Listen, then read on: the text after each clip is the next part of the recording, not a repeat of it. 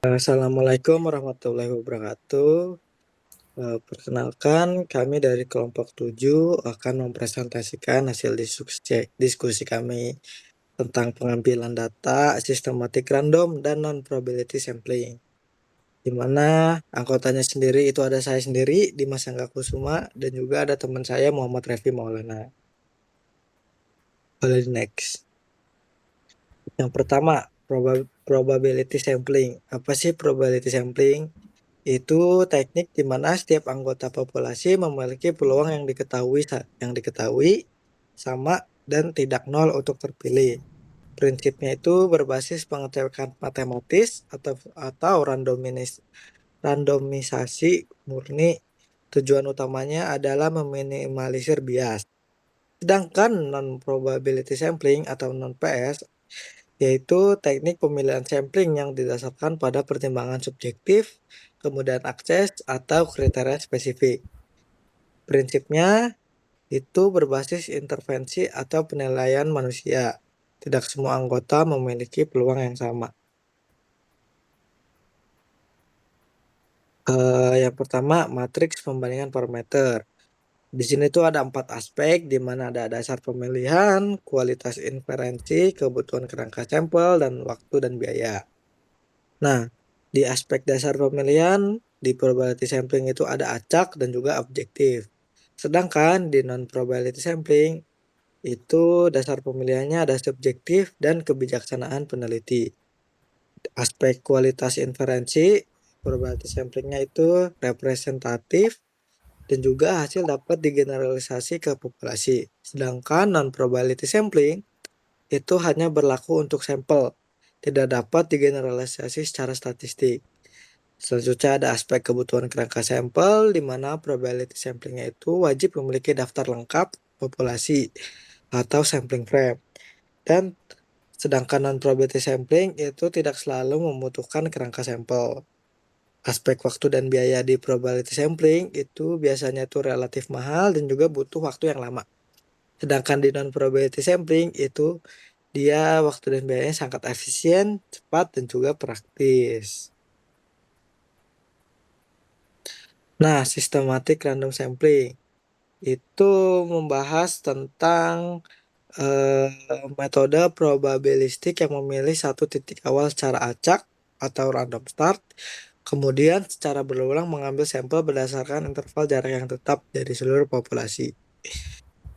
Karakteristik idealnya itu sangat efisien dan lebih mudah dieksekusi daripada simple random sampling pada populasi berskala besar, asalkan daftar populasi tidak memiliki pola periodik yang tersembunyi. Contohnya seperti di gambar, di mana eh, kita menentukan titik awalnya tuh di sampel ketiga, di mana untuk sampel selanjutnya kita menentukan di tiap 3 baris gitu. Jadi kayak pertama ada 3, kemudian sampel selanjutnya di 6 dan 9 dengan intervalnya 3 tetap sampai selanjutnya. Boleh di next. Nah, ada juga di anatomi rumus atau menentukan jumlah sampel atau N. Di mana N sama dengan Z kuadrat dikali P dalam kurung 1 dikurang P tutup kurung dibagi E kuadrat. Di mana Z itu tingkat kepercayaan. Contohnya itu 1,96 untuk tingkat kepercayaan 95%. Dan N itu jumlah sampel atau sample size minimum yang dibutuhkan. Sedangkan P itu proporsi populasi yang diharapkan. Jika varian maksimal tidak diketahui, maka standar yang digunakan adalah 0,5. Sedangkan E sendiri itu adalah margin dari error atau batas toleransi kesalahan matematis. Contohnya itu 0,05 untuk 5%. Nah, sebelum menentukan siapa atau apa yang disampel, rumus ini memastikan berapa banyak elemen yang harus ditarik agar data valid secara statistik. Boleh di next. Selanjutnya ada mekanika eksekusi jarak dan posisi. Di mana untuk menentukan jarak interval, rumusnya sendiri itu K sama dengan N dibagi N. Di mana N besar itu untuk ukuran populasi atau jumlah total anggota populasi, sedangkan N kecil itu ukuran sampel target yang diinginkan. K sendiri itu interval sampling atau jarak lompatan antar sampel. Dan menentukan posisi elemen, di mana XI sama dengan R ditambah I dikurang 1 dikali K, di mana R sendiri itu titik awal atau random strap. Diundi secara acak antara 1 sampai dengan K atau interval berapa, sedangkan X1 adalah posisi elemen sampel ke 1 dalam kerangka sampling. Boleh di next. Nah, mungkin untuk slide selanjutnya akan dibahas oleh teman saya Muhammad Revi Maulana. Baik, selanjutnya ada 4 langkah pengambilan sistematik sampling. Yang langkah pertama yaitu adalah identifikasi populasi. Jadi untuk langkah awalnya kita tentukan total N-nya atau populasinya dan susun kerangka samplingnya itu. Kemudian daftar urut elemen dari 1 hingga N itu. Kemudian langkah kedua adalah menghitung interval K-nya. Kita bisa menggunakan rumus yang tadi, yaitu K sama dengan N besar dikurang N kecil, dibagi N kecil untuk mengetahui besaran lompatan antar sampel secara pasti. Kemudian yang langkah ketiga itu adalah pilih titik awal atau R, karena menggunakan sistematik random sampling, maka kita undi angka secara acak dari rentang 1 sampai K ini, kemudian akan menjadi sampel urutan pertama. Kemudian yang langkah keempat ada eksekusi dan verifikasi, yaitu kita ambil elemen pada posisi R, lalu akan ditambah oleh K atau interval yang tadi sudah kita tentukan, lalu akan ditambah 2 dikali K lagi, dan seterusnya, hingga mencapai kuota target dari N tersebut. Kemudian mengapa kita menggunakan tidak menggunakan lagi atau non-probability sampling ini? Alasan penggunaan itu sendiri, non-probability sampling ini digunakan secara taktis atau dalam skenario di mana kerangka populasi atau N tidak tersedia secara pasti. Kemudian secara anggaran dan waktu itu sangat terbatas, atau saat penelitian itu hanya berfokus pada kedalaman eksplorasi kualitatif dari para pakar atau experts. Kemudian untuk dari prinsip pengambilannya sendiri, peneliti itu melakukan campur tangan langsung sehingga pemilihan sampel murni didasarkan pada kriteria intervensi atau judgmental atau koreksi jaringan referral spesifik di lapangan itu sendiri. Kemudian untuk dari 3 instrumen utama dari non-probability sampling itu ada judgmental sampling, di mana peneliti bisa saja memilih sampel berdasarkan kriteria ketat atau keahlian tertentu.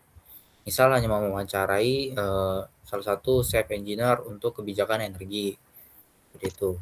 Kemudian yang kedua ada snowball chain referral atau sampling berbasis referensi berantai. Jadi satu responden awal yang memenuhi kriteria tersebut akan merekomendasikan responden lainnya, sehingga akan sangat cocok untuk populasi spesifik atau tersembunyi.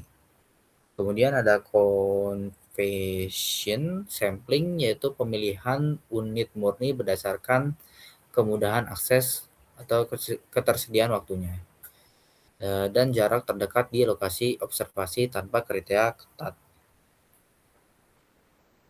Selanjutnya kita ada studi kasus dari systematic random sampling ini sendiri, yaitu pada konversi energi tentang penurunan efisiensi PLTS.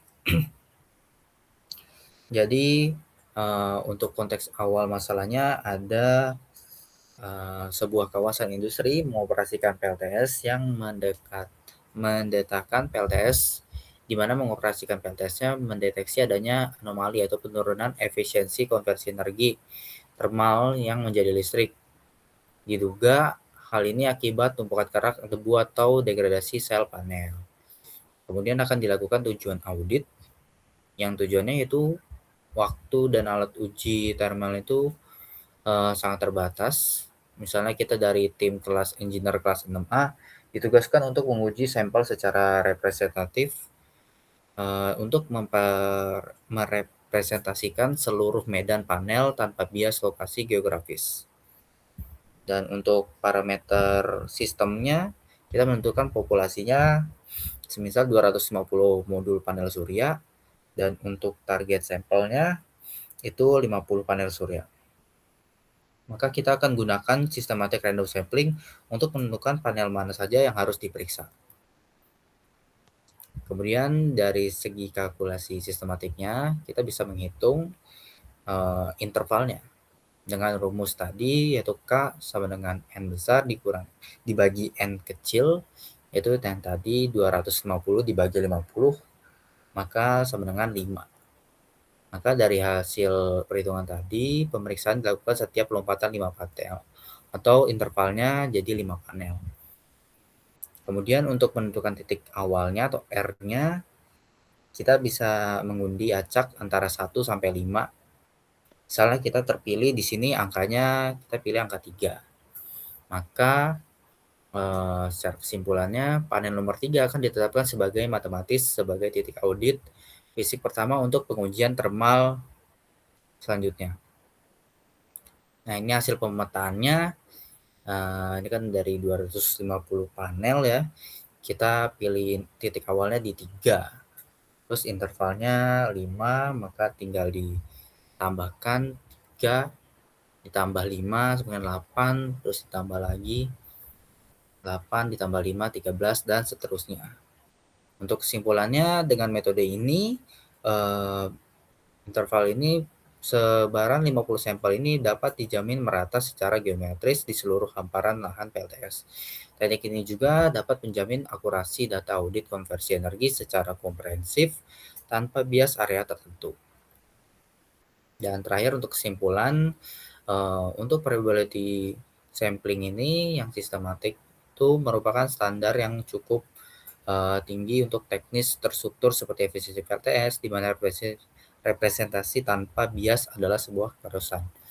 Kemudian untuk non probability sampling ini merupakan instrumen taktis atau riset tahap awal untuk investigasi berbasis expert atau opinion saja, di mana penilaian teknis manusia jauh lebih berharga daripada keacakan matematis. Ya, mungkin sekian dari presentasi kelompok kami. Kurang Ya, lebihnya.